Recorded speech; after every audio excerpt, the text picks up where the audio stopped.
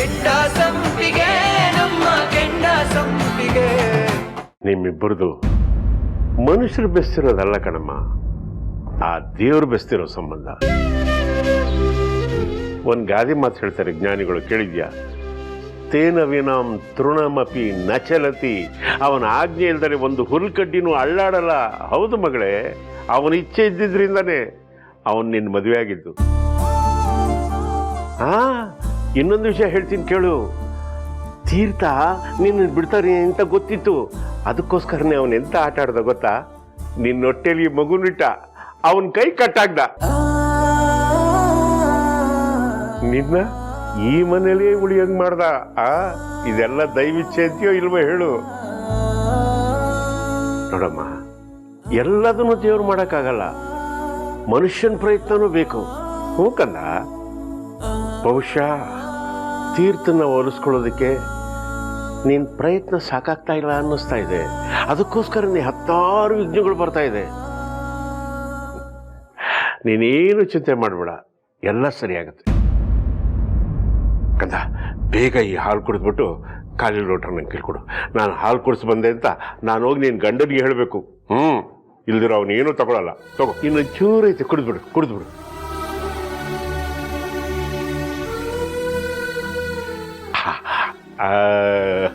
ಲೋಟ ಕೊಡು. ಪರವಾಗಿಲ್ಲ ಮಾವ, ನಾನು ಇಡ್ತೀನಿ. ಅಲ್ಲ ಕಣೋ, ಮಕ್ಕಳು ಕುಡಿದಿರೋ ಲೋಟನ ತಂದೆ ತೆಗೆಯೋದ್ರಲ್ಲಿ ತಪ್ಪೇನಿದೆ? ಕೊಡು ನಾನು ಕೇಳ್ಕೊಡು. ನೋಡು, ತಲೆಯಿಂದ ಎಲ್ಲ ಯೋಚನೆಗಳನ್ನು ತೆಗೆದು ದೂರ ಹಾಕಿ ಶುಭ್ರವಾದ ಮನಸ್ಸಿನಿಂದ ನೆಮ್ಮದಿಯಾಗಿ ನಿದ್ದೆ ಮಾಡೋದು. ಮಲ್ಕೋ. ಇದೆಲ್ಲ ಸರ್ವೇ ಸಾಮಾನ್ಯ.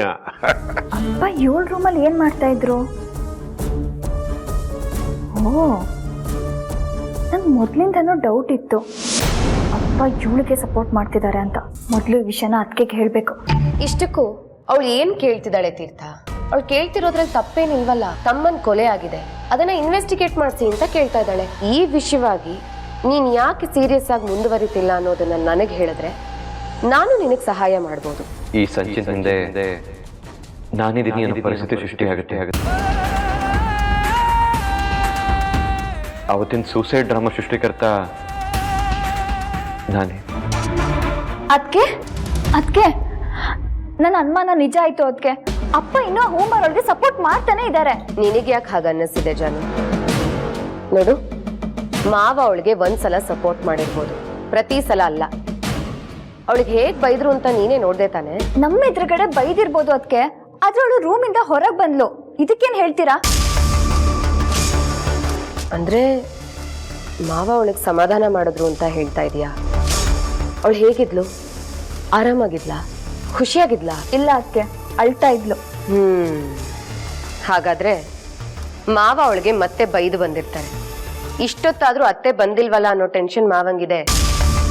ಒಂದ್ ತಿಳ್ಕೊ ಜಾನು, ಈ ಮನೆಯಲ್ಲಿ ಮಾವಂಗೆ ಅತಿ ಹೆಚ್ಚು ಪ್ರೀತಿ ಇರೋದು ಅತ್ತೆ ಮೇಲೆ. ಅತ್ತೆಗೇನಾದ್ರೂ ಆದ್ರೆ ಅವರು ಸಹಿಸ್ಕೊಳಲ್ಲ. ಫರ್ಗೆಟ್ ಇಟ್ ಜಾನು. ಮಾವ ಅವಳಿಗೆ ಸಪೋರ್ಟ್ ಮಾಡಲ್ಲ, ನೀನ್ ಚಿಂತೆ ಬಿಡು. Hey, I have a good news. What good ನ್ಯೂಸಾ? ಏನಕ್ಕೆ ಅದು? ಆ ಹೂಮಾರೋಳ್ ಜೊತೆಗೆ ಹಾಗೆ ತೀರ್ಥನ್ ಜೊತೆಗೆ ರಾಜೇಶನ್ ಕೊಲೆ ವಿಚಾರದ ಬಗ್ಗೆ ಮಾತಾಡಿದೆ. ಅವರಿಬ್ರು ಸೀರಿಯಸ್ನೆಸ್ನ ತಿಳ್ಕೊಳ್ಳೋದಕ್ಕೆ ನಾನು ಆ ವಿಚಾರನ ಅವ್ರ ಮುಂದಿಟ್ಟೆ. ಅವರಿಬ್ರನ್ನ ರಾಜೇಶನ್ ವಿಚಾರ ಇಟ್ಕೊಂಡು ಈಸಿಯಾಗಿ ದೂರ ಮಾಡ್ಬೋದು. ಹೌದಾ? ಮತ್ತೆ ತಡ ಮಾಡ್ತಿದ್ದೀರಾ? ಅದಕ್ಕೆ ಏನಾದ್ರೂ ಪ್ಲಾನ್ ಮಾಡಿ, ನಾಳೆನೆ ಅವರಿಬ್ರು ಮೇಲೆ ಎಕ್ಸಿಕ್ಯೂಟ್ ಮಾಡಿ. ನಾಡಿದ್ದು ಅವರಿಬ್ರು ದೂರ ಆಗ್ಬೇಕು. ಹಾಗೆ ಮಾಡಿ ಅದಕ್ಕೆ. ಜಾನು, ನಮಗೆ ದೊಡ್ಡ ಸಕ್ಸಸ್ ಸಿಗಬೇಕು ಅಂತಂದ್ರೆ ಅದ್ರ ಹಿಂದೆ ತುಂಬಾ ಶ್ರಮ ಇರುತ್ತೆ, ತುಂಬಾ ಪ್ಲಾನಿಂಗ್ ಇರುತ್ತೆ. ಅದ್ರ ಬಗ್ಗೆ ಆಳವಾಗಿ ಇಳಿದು ಸಂಪೂರ್ಣವಾಗಿ ವಿಷಯ ತಿಳ್ಕೊಂಡು ಮುಂದಕ್ಕೆ ಹೋದ್ರೆ, ನಾವು ಸಾಧಿಸಿದ್ರೆ ನಮಗೆ ಯಶಸ್ಸು ಸಿಗುತ್ತೆ. ಅದು ಬಿಟ್ಟು ಏನೋ ಐಡಿಯಾ ಬಂತು ಅಂತ ಧುಮುಕಿದ್ರೆ ಒಳ್ಳೆ ಐಡಿಯಾನೇ ಇರ್ಬೋದು, ಆದ್ರೆ ಕರೆಕ್ಟ್ ಪ್ರಿಪರೇಷನ್ ಇಲ್ಲ ಅಂತಂದ್ರೆ ಸೋತ್ ಹೋಗ್ಬಿಡ್ತೀವಿ. ಅಂದ್ರೆ ಅವ್ರನ್ನ ದೂರ ಮಾಡೋ ಅವಕಾಶ ಸಿಕ್ಕಿದ್ರು ನೀವು ಮಾಡಲ್ಲ ಅಂತ ಹೇಳ್ತಾ ಇದ್ದೀರಾ? ಮಾಡಲ್ಲ ಅಂತ ಹೇಳ್ತಿಲ್ಲ ಜಾನು, ನನ್ನ ಅಜೆಂಡಾನೇ ಅವರಿಬ್ರನ್ನ ದೂರ ಮಾಡೋದು.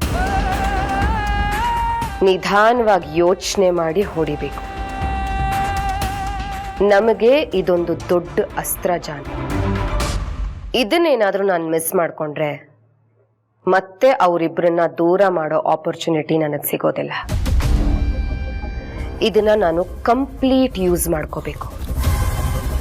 ಎಲ್ಲದಕ್ಕಿಂತ ಮೊದಲು ಆ ಹೂ ಮಾರುಳು ನನ್ನ ಕೈಗೊಂಬೆ ಆಗಬೇಕು. ಆಗ ನಾನು ಈ ಅಸ್ತ್ರನ ಬಳಸ್ತೀನಿ, ಸರಿಯಾದ ಎಫೆಕ್ಟ್ ಸಿಗುತ್ತೆ. ಆದ್ರೆ ಇದಕ್ಕಿನ್ನು ಎಷ್ಟು ದಿನ ಕಾಯ್ಬೇಕು ಅದಕ್ಕೆ? ತುಂಬಾ ದಿನ ಏನ್ ಬೇಕಾಗಿಲ್ಲ, ವೆರಿ ಸೂನ್, ಅತಿ ಶೀಘ್ರದಲ್ಲಿ.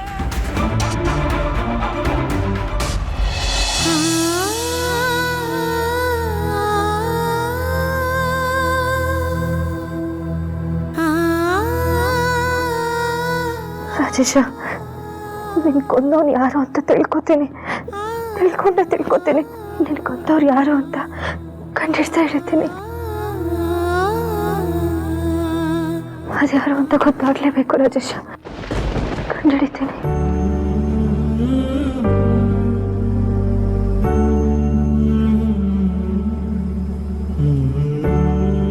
ಅಯ್ಯೋ ದೇವ್ರೆ, ಮೈ ಸುಡ್ತಾ ಇದೆ.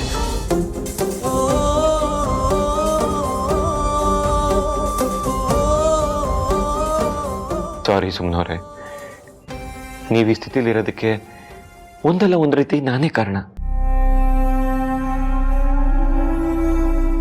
ನಿಮ್ಮ ತಮ್ಮನ ಸಾವು ಬಗ್ಗೆ ಎಲ್ಲ ಸತ್ಯ ಹೇಳ್ಬಿಡೋಣ ಅಂತ ಅನ್ನಿಸ್ತಾ ಇದೆ. ಆದರೆ ಅನ್ಯಾಯದ ವಿರುದ್ಧ ಸಿಡ್ದೇಳೋ ನೀವು ರಾಜೇಶನ್ ಸಾವು ನಾನೇ ಕಾರಣ ಅಂತ ಗೊತ್ತಾದ್ರೆ ಎಲ್ಲಿ ನನ್ನ ರಾಜಕೀಯ ಜೀವನಕ್ಕೆ ಅಡ್ಡ ಬರ್ತಿರೋ ಅಂತ ನನಗೆ ಭಯ ಆಗ್ತದೆ. ಅದಕ್ಕೆ ಹೇಳ್ತಾ ಇದ್ರು, ನೀವು ನನ್ನ ವಿರುದ್ಧ ಧರಣಿ ಕೊಡ್ತೀರಂತೆ. ನಿಜನಾ? ನಾನು ಎಷ್ಟೇ ಕಷ್ಟ ಕೊಟ್ಟರು ಸಹಿಸ್ಕೊಳ್ಳೋರು ನೀವು, ನನಗೆ ಯಾವಾಗಲೂ ಒಳ್ಳೇದಾಗ್ಲಿ ಅಂತ ಬಯಸೋರು ನೀವು. ರಾಜೇಶನ್ ವಿಚಾರವಾಗಿ ನನ್ನ ವಿರುದ್ಧ ಹೋರಾಡ್ತೀರಾ? ಇಲ್ಲ ಸುಮ್ಮನವ್ರೆ, ನೀವು ಯಾವುದೇ ಕಾರಣಕ್ಕೂ ನನ್ನ ವಿರುದ್ಧ ಹೋಗಲ್ಲ ಅಂತ ಅನ್ಕೊಂಡಿದ್ದೀನಿ. ನನ್ನ ರಾಜಕೀಯ ಜೀವನಕ್ಕೆ ಅಡ್ಡ ಬರಲ್ಲ ಅಂತ ನಂಬಿದ್ದೀನಿ. ಮಾಡಲ್ಲ ಅಲ್ವಾ? ರಾಜೇಶನ್ ದುಡ್ಕಿಗೆ ಯಾರ್ದೋ ಸಂಚಿಗೆ ನೀವು ನನ್ನ ವಿರುದ್ಧ ನಿಲ್ಲಲ್ಲ ಅಲ್ವಾ? ಸುಮ್ಮನವ್ರೆ, ಯಾಕೆ ಬೇಡ? ಫಸ್ಟ್ ಟೈಮ್ ನಿಮಗೋಸ್ಕರ ಕಾಫಿ ತಗೊಂಡು ಬಂದಿದ್ದೀನಿ, ಪ್ಲೀಸ್ ತಗೊಳ್ಳಿ. ನನಗೆ ಬೇಜಾರಾಗುತ್ತೆ, ಪ್ಲೀಸ್ ನನಗೋಸ್ಕರ ತಗೊಳ್ಳಿ. ಓ, ನಾನು ಯಾಕೆ ತಂದೆ ಅಂತ ಕೇಳ್ತಿದ್ದೀರಾ? ನಿನ್ನೆ ನಡೆದಿದ್ದ ಇನ್ಸಿಡೆಂಟಿಂದ ನಿಮ್ಮ ಮನ್ಸಿಗೆ ತುಂಬ ನೋವಾಗಿದೆ ಅಂತ ನಂಗೆ ಗೊತ್ತು. ಮಳೇಲಿ ನೆಂದೋಗಿದ್ರಿ, ತುಂಬ ಸುಸ್ತಾಗಿದ್ರಿ, ರಾತ್ರಿ ಪೂರ್ತಿ ಕನ್ವರ್ಸ್ತಾ ಇದ್ರಿ. ನೀವು ಎದ್ದೇಳೋದು ಲೇಟ್ ಆಗುತ್ತೆ ಅಂತ ನಂಗೆ ಗೊತ್ತಿತ್ತು. ಅದಕ್ಕೆ ಅಮ್ಮ ಮಲ್ಕೊಂಡಿರ್ಲಿ ಬಿಡು ಅಂತ ಹೇಳಿದ್ರು. ನಾನು ಕಾಫಿ ಕುಡ್ದೆ, ಹಾಗೆ ರೂಮ್ ಕಡೆ ಬರ್ತಾ ಇದ್ನಲ್ಲ, ನಿಮ್ಗೊಂದು ಕಾಫಿ ಕಪ್ ತೊಗೊಂಡು ಬಂದೆ.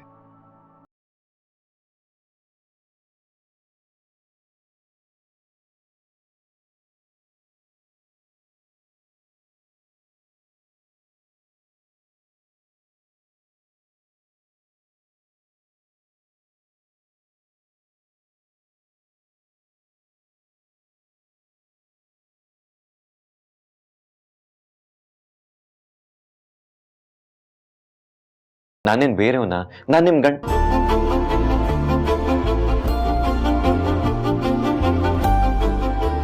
ಸುಮ್ಮನವ್ರೆ, ನಿಮ್ಮ ಸೇಫ್ಟಿ ನನ್ನ ಜವಾಬ್ದಾರಿ. ಏನೇ ವಿಷಯ ಆಗಿರಲಿ ನನ್ನ ಹತ್ರ ಶೇರ್ ಮಾಡಿಕೊಂಡ್ರೆ ನನ್ನ ಕೈಲಾದ ಸಹಾಯ ನಾನೇ ಮಾಡ್ಬೋದು. ಇಲ್ಲದೆ ಇದ್ರೆ ನೆನ್ನೆ ಆಗಿರೋ ಥರ ಆಗ್ತಾ ಇತ್ತು. ನನ್ನ ಪುಣ್ಯ ಅವನ ಅಪಾಯ ಮಾಡೋನಾಗಿರ್ಲಿಲ್ಲ. ಆಗಿದ್ದಿದ್ರೆ ಏನ್ ಗತಿ ಸುಮ್ಮನವ್ರೆ? ಕಾಫಿ ಕುಡೀರಿ. ಏನಾಯ್ತು ಸುಮ್ಮನವ್ರೆ? ನಾನು ಆವಾಗ್ಲಿಂದ ಒಬ್ಬನೇ ಮಾತಾಡ್ತಾ ಇದ್ದೀನಿ, ನೀವೇನು ಮಾತಾಡ್ತಾ ಇಲ್ಲ. ಪ್ಲೀಸ್ ಏನಾದರೂ ಮಾತಾಡಿ ಸುಮ್ಮನವ್ರೆ, ಪ್ಲೀಸ್ ಏನಾದರೂ ಹೇಳಿ. ಸಾಹೇಬ್ರೆ, ರಾಜೇಶನ್ ಕೊಲೆಗಾರನ್ ಹುಡ್ಕೋ ಪ್ರಯತ್ನ ಎಲ್ಲಿವರೆಗೂ ಬಂತು?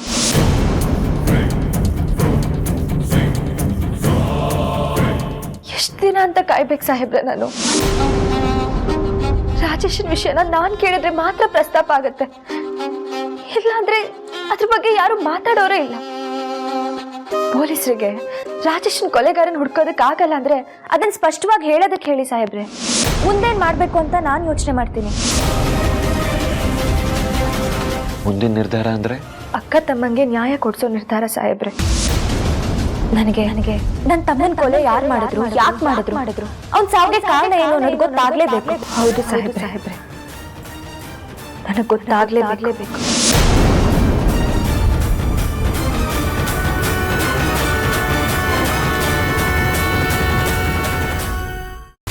ನಾನ್ ಸುಮನನ್ ಹತ್ರ ಮಾತಾಡುವಾಗ ರಾಜೇಶನ್ ಕೊಲೆ ವಿಚಾರ ಮಾತಾಡಿದ್ರೆ ತೀರ್ಥಂಗ್ ಹರ್ಟ್ ಆಗುತ್ತೆ ಅಂತ ಅದನ್ನ ಮರ್ತು ಬಿಡು ಅಂತ.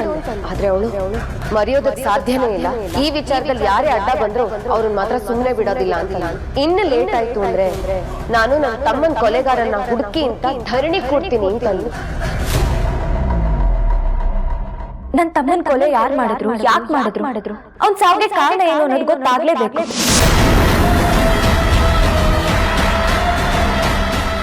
ಆ ಕಣ್ಣು, ಅವ್ರು ಹೇಳಿದ ಮಾತು, ಆ ಮಾತಿನ ದಾಟಿ ಅಕ್ಕ ತಮ್ಮಂಗೆ ನ್ಯಾಯ ಕೊಡ್ಸೋ ನಿರ್ಧಾರ, ಇದೆಲ್ಲ ನೋಡಿದ್ರೆ ಅವರೆಲ್ಲದಕ್ಕೂ ರೆಡಿಯಾಗಿದ್ದಾರೆ ಅನ್ಸುತ್ತೆ. ಈ ಆವೇಶ ಸುಮ್ಮನೆ ಅವರಿಂದ ಏನ್ ಬೇಕಾದ್ರೂ ಮಾಡಿಸುತ್ತೆ. ರಾಜೇಶನ್ ಕೊಲೆಗಾರನ ಹುಡುಕ್ಬೇಕು ಅಂತ ಹೇಳ್ತಿದ್ರು. ಹೀಗೆ ಹುಡುಕಿದ್ರೆ ಅವ್ರಿಗೆ ತುಂಬಾ ತಪ್ಪು ಕಲ್ಪನೆಗಳು ಎದುರಾಗುತ್ತೆ. ಸಮಸ್ಯೆನ ಅರ್ಥ ಮಾಡ್ಕೋತಾ ಇಲ್ಲ ಸುಮ್ಮನವ್ರೆ ನೀವು. ಈಗ ಹುಡ್ಕಕ್ಕಾಗಲ್ಲ ಅಂತ ಹೇಳಿದ್ರೆ ನೀವು ಕೇಳಲ್ಲ, ಹುಡ್ಕೋದ್ರಿಂದ ತೊಂದರೆ ಆಗುತ್ತೆ ಅಂತ ಹೇಳಿದ್ರೆ ನೀವು ಕೇರ್ ಮಾಡಲ್ಲ, ಪಕ್ಷಕ್ಕೆ ತೊಂದರೆ ಆಗುತ್ತೆ ಅಂತ ಹೇಳಿದ್ರೆ ಅದಕ್ಕೂ ಕೇರ್ ಮಾಡಲ್ಲ. ಬಹುಶಃ ನೀವು ಅದ್ರ ಬಗ್ಗೆ ತಲೆ ಕೆಡ್ಸ್ಕೊಳಲ್ವೇನೋ?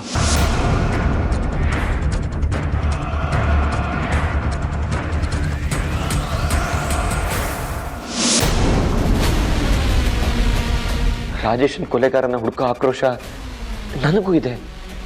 ಆದರೆ ಅವತ್ತು ನಡೆಸಿದ ಇನ್ಸಿಡೆಂಟ್ಗೆ ಸೂತ್ರಧಾರ ನಾನೇ. ಆದರೆ ನಾನು ಸಿಕ್ಕಾಕೋತೀನಿ ಅಂತ ನನಗೆ ಭಯ ಆಗ್ತಾ ಇದೆ.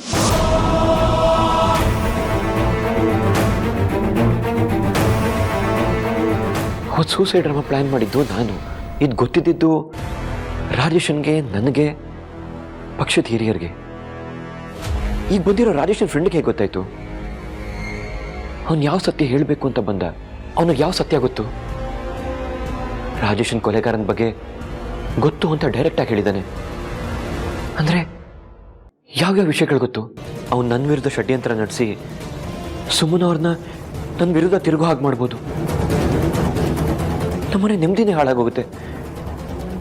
ನಾನು ಅವ್ನು ಸುಮ್ಮನವ್ರನ್ನ ಹಿಡಿಯೋಕ್ಕಿಂತ ಮುಂಚೆ ನಾನು ಅವನ್ನ ಹಿಡಿಬೇಕು. ಹಿಡಿದೇ ಹಿಡಿತೀನಿ.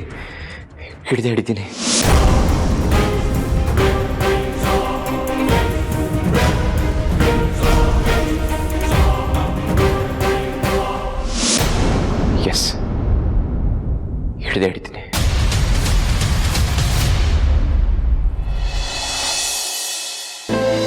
ಅತ್ತೆ, ಏನ್ ಮಗಳೇ? ಮಾವ, ಅತ್ತೆ ಎಲ್ಲಿ? ಅತ್ತೆ ಹತ್ರ ಸ್ವಲ್ಪ ಮಾತಾಡ್ಬೇಕಿತ್ತು. ನಿನ್ ರೂಮ್ಗೆ ಹೋದ್ಲು, ಮಾತಾಡ್ಲಿಲ್ವಾ? ಅಯ್ಯೋ ಏನೋ ಮಾವ, ತುಂಬಾ ನಿದ್ದೆ ಬಂದ್ಬಿಡ್ತು, ಮಲಗ್ಬಿಟ್ಟಿದ್ದೆ. ಈಗಷ್ಟೇ ಎದ್ದೆ. ಅತ್ತೆ, ಏನು ಅನಾಹುತ ಆಗದೆ ನೀನ್ ಮನೆಗೆ ಸುರಕ್ಷಿತವಾಗಿ ಬಂದಲ್ಲ, ಅದಕ್ಕೋಸ್ಕರ ದೇವರೇ ಕಾಪಾಡಪ್ಪ ಅಂತ ಪೂಜೆ ಮಾಡಕ್ಕೆ ದೇವಸ್ಥಾನಕ್ಕೆ ಹೋಗಿರ್ತಾಳೆ ಅಷ್ಟೇ. ಮಾವ, ಅತ್ತೆಗೆ ನನ್ನ ಮೇಲೆ ಇನ್ನೂ ಕೋಪ ಇದೆಯಾ? ಅವಳು ಖಂಡಿತ ನಿನ್ ಮೇಲೆ ಬೇಜಾರು ಮಾಡ್ಕೊಂಡಿಲ್ಲಮ್ಮ. ಬೇಜಾರಿದೆ, ಆದ್ರೆ ನಿನ್ ಮೇಲಲ್ಲ, ಪರಿಸ್ಥಿತಿ ಮೇಲೆ. ಮಗಳೇ, ಏನಾದರೂ ಹೇಳಬೇಕಾಗಿತ್ತಾ? ಅತ್ತೆ ಹತ್ರ ಕ್ಷಮೆ ಕೇಳೋಣ ಅಂತ ಬಂದೆ ಮಾವ. ಒಳ್ಳೆ ಅತ್ತೆ ಸೊಸೆ ನೀವು. ಅವಳು ನನ್ನ ಸೊಸೆ ಮಾತಾಡಿಸ್ಬೇಕು ಅಂತ ನಿನ್ನ ಹುಡುಕೊಂಬರೋದು, ಅವಾಗ ನೀನು ರೆಸ್ಟಲ್ಲಿರೋದು. ನೀನು ಅತ್ತೆ ನೋಡಕ್ ಬರೋದು, ಅವಳು ನಿನ್ಗೋಸ್ಕರ ದೇವರಲ್ಲಿ ಪೂಜೆ ಮಾಡೋದಕ್ಕೆ ದೇವಸ್ಥಾನಕ್ಕೆ ಹೋಗೋದು. ಒಳ್ಳೆ ಚೆನ್ನಾಗಿದೆ ನಿಮ್ಮಿಬ್ಬರು ಜೋಡಿ. ಅವಳು ಬರ್ತಾಳೆ, ಬಂದ ಮೇಲೆ ಗಂಟೆ ಕೂತ್ಕೊಂಡು ಮಾತಾಡಿರುತ್ತೆ. ಈಗ ಹೋಗಿ ಆರಾಮಾಗಿ ರೆಸ್ಟ್ ತಗೋ. ಅದ್ ಸರಿ, ಈಗ ಹೇಗಿದ್ಯಾ? ನಂಗೇನಾಗಿದೆ ಮಾವ, ಆರಾಮಾಗಿದ್ದೀನಿ. ನನ್ನ ಸೊಸೆಯ ತುಂಬಾ ಸ್ಟ್ರಾಂಗ್ ಅಂತ ನಂಗೆ ಚೆನ್ನಾಗಿ ಗೊತ್ತು. ಹಾಗಂತ ನೀನು ತಿಂಡಿ ಮಾಡಬೇಕು, ಅಡಿಗೆ ಮಾಡಬೇಕು ಅಂತ ಅಡಿಗೆ ಮನೆಗೆ ಹೋಗ್ಬಿಟ್ಟಿಯಾ? ಆರಾಮಾಗಿ ಹೋಗಿ ರೆಸ್ಟ್ ತಗೋ. ಹಾಗಲ್ಲ ಹಾಗೂ ಇಲ್ಲ, ಹೀಗೂ ಇಲ್ಲ. ಹೇಳ್ದಷ್ಟು ಮಾಡು, ಗೊತ್ತಾಯ್ತಾ? ಹೋಗು ನಡ್ಸೋಗು, ಹೋಗು ಪುಟ್ಟ.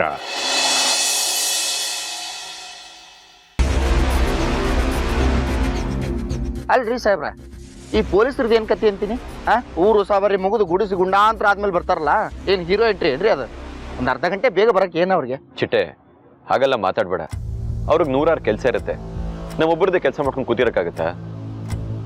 ಅವ್ರು ಬರ್ತಾ ಇರೋದು ನನ್ನ ರಿಕ್ವೆಸ್ಟ್ ಮೇಲೆ. ನನ್ನ ಕೆಲಸ ಆಗ್ಬೇಕಾಗಿರೋದು. ನಾನು ವೆಯ್ಟ್ ಮಾಡ್ತೀನಿ, ತೊಂದರೆ ಇಲ್ಲ. ಅಯ್ಯೋ ಹಂಗಲ್ರಿ ಸಾಹೇಬ್ರ, ನೀವೊಬ್ರು MLA ಹಿಂಗ್ ರೋಡ್ನ ನಿಂತ್ಕೊಳ್ಳೋದು ಸರಿಯಲ್ಲ ಅಂತ ಹೇಳ್ದೆ. ಚಿಟ್ಟೆ, ಪಬ್ಲಿಕ್ ಇಂದಾನೇ ನಾನು. ಅವ್ರಿಗೋಸ್ಕರ ಕಾಯೋದ್ರಲ್ಲಿ ನಂಗೇನು ಸಮಸ್ಯೆ ಇಲ್ಲ. ಬಂದ್ರು. ನಮಸ್ತೆ. ನಮಸ್ತೆ ಸರ್. ಸಾರಿ ಸರ್, ಲೇಟ್ ಆಯ್ತು. ಪರವಾಗಿಲ್ಲ ಸರ್. ಏನೂ ಪ್ರಾಬ್ಲಮ್ ಆಗಿಲ್ಲಲ್ಲ ಸರ್? ಇಲ್ಲ ಸರ್, ಸಾರಿ, ನಿನ್ನೆ ಕಾಲ್ ಮಾಡೋಕ್ಕಾಗಲಿಲ್ಲ, ಸ್ವಲ್ಪ ಟೆನ್ಷನಲ್ಲಿದ್ದೆ. ಸಾಹೇಬ್ರ, SI ಸಾಹೇಬ್ರಿಗೆ ಕಾಲ್ ಮಾಡಿದ್ದೆ, ಏನು ಟೆನ್ಷನ್ ತಗೋಬೇಡ, ಆರಾಮಾಗಿರು ಅಂತ ಹೇಳಿ. ಥ್ಯಾಂಕ್ ಯು ಚಿಟ್ಟೆ. ಹೇಳಿ ಸರ್, ನನ್ನಿಂದ ಯಾವ ಸೇವೆ ಆಗಬೇಕಾಗಿತ್ತು? ಸೇವೆ ಅಲ್ಲ ಸರ್, ಹೆಲ್ಪ್ ಅಂತ ಹೇಳಿ.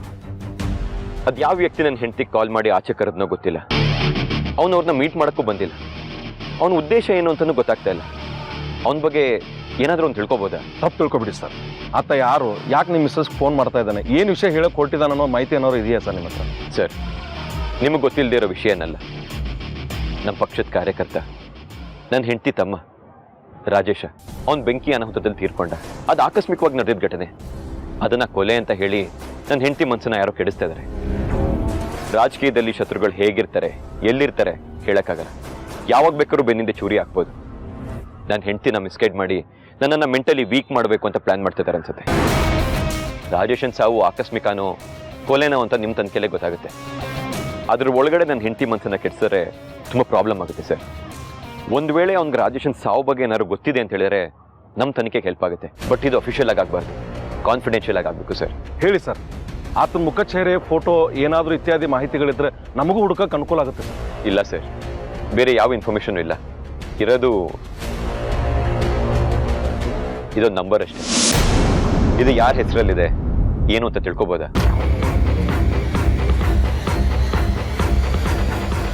ನೋ ಪ್ರಾಬ್ಲಮ್ ಸರ್, ಆಗುತ್ತೆ.